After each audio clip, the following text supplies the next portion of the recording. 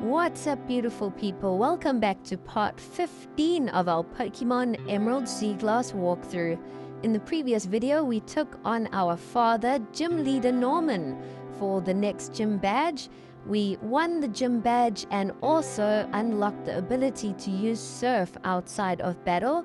We surfed all the way to Slateport and stopped off at an abandoned ship, which was really interesting. And now back at Slateport, we've chatted to Watson, and he's given us a clue about New Mauville, which is an area that you can only reach by using surf. So we're trying to find that at the moment. It's kind of like a power plant area, but I believe it's in this cave. And we're going to see if we can enter and what's all inside. And yes, this is the New Mauville area. You've got to use the key that Watson gives you, the basement key, to open the door. So you must go and chat to him first. And New Mauville is a bit of a puzzle. And the first Pokemon we have encountered is a Porygon in the wild. So that's pretty cool. We already have a Porygon, but if you don't, now is a great time to pick one up. So there's definitely some interesting Pokemon to try and catch in New Mauville. And as you can see, there's a lot of electric types. You can get Pikachu, Pichu, Magneton. So if you're looking for a cool electric type Pokemon, now is your chance. And like I said, it's a little bit of a puzzle here. There's little switches that you can step on and they will open or close certain doors. So you have to try and figure that out while exploring. And there's a whole bunch of items to pick up as well, but some of the items are actually Pokemon. So you might get an item or you might encounter an electrode. You don't know what you're going to get. But we're going to keep exploring and see what all there is to do here. It does remind me of the power plant, but it is called New Mauville. And it looks like we've come around full circle back to the exit. So that's not a good sign. We're going to have to continue exploring and try a different path now. And it looks like we're on the right track now. I don't know where the end room is, but we'll see where we go. And here there's two switches, but there's two Poke items on them.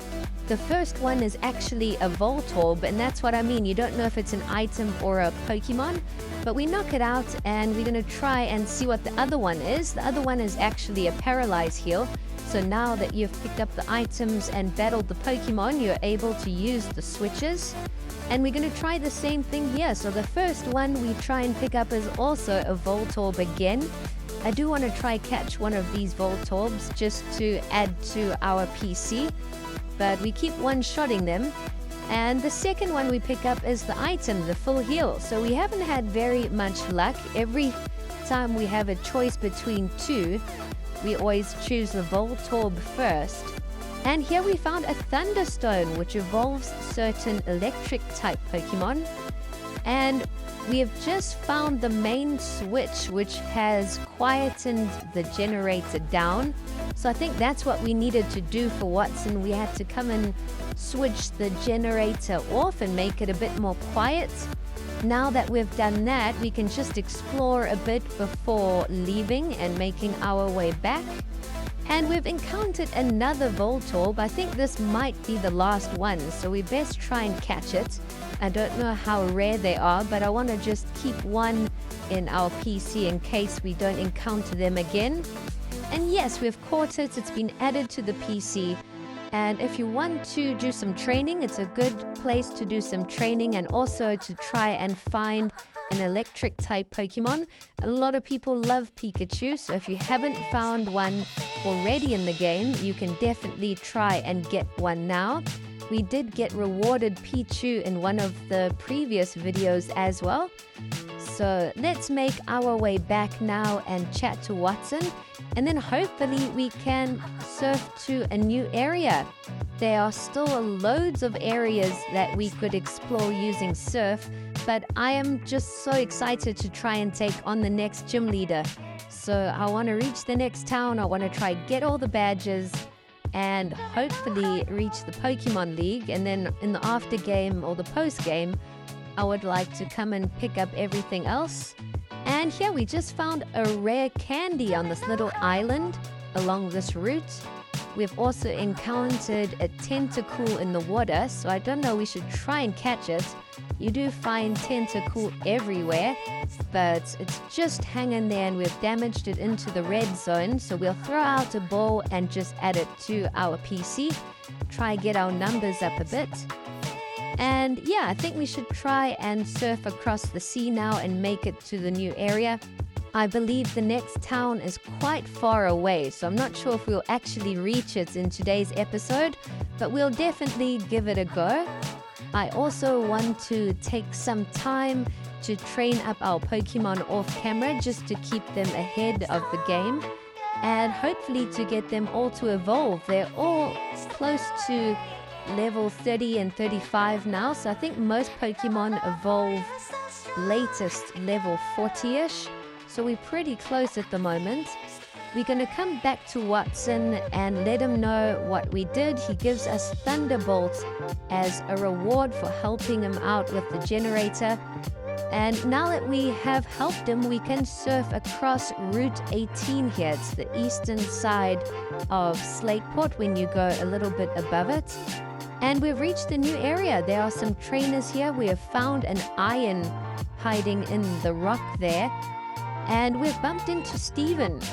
He reminds us that we met him in Dewford, and he tells us about Pokemon, and he says he would love to meet us somewhere else a bit later on in the game. And now we check out our Dex Nav. There are some interesting Pokemon to encounter and catch on this route. We also pick up some berries on our way. But let's continue on. Hopefully we can reach the next town or some point in the game where there's another side quest. So here you have two options. You can either continue going east to Route 123 and take on a couple trainers along the way, or you can head up north. So I'm not sure which one's the correct one to go, but we're going to head north up Route 119 first and see how far we can get.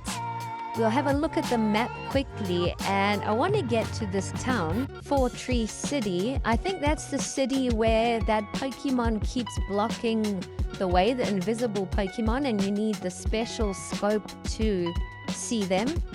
Well, that's how the story goes in the regular Pokemon Emerald, but I think that's the town, and it's like a tree house kind of town. I remember it was quite unique, but there are a couple trainers to battle here and some really long grass, so you want to be careful going through there. And here we've reached a house with a woman, and she's got a whole bunch of Wingull in here. She must be like a Wingull farmer or something. We're going to continue on. There is a little route here that you can use one of your bicycles to cross over, and you'll reach a nice little hidden area. And I think you can also surf around here to find a hidden area or two. But we're going to pick up some of the berries along the way.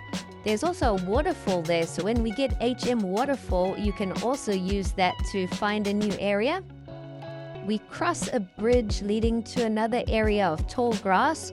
And I really like the scenery in this area. It looks really cool with the mountains and the tall grass and all the water around. But we're going to make our way through, battle all the trainers. There are tons of trainers to take on here. And we pick up a black Augerite, which is an item used to evolve certain Pokemon, I think. Now we have reached the next checkpoint in the game. This is the Weather Institute. And it looks like it's a Team Aqua stronghold, so we'll possibly take them on in the next one. Thanks for watching.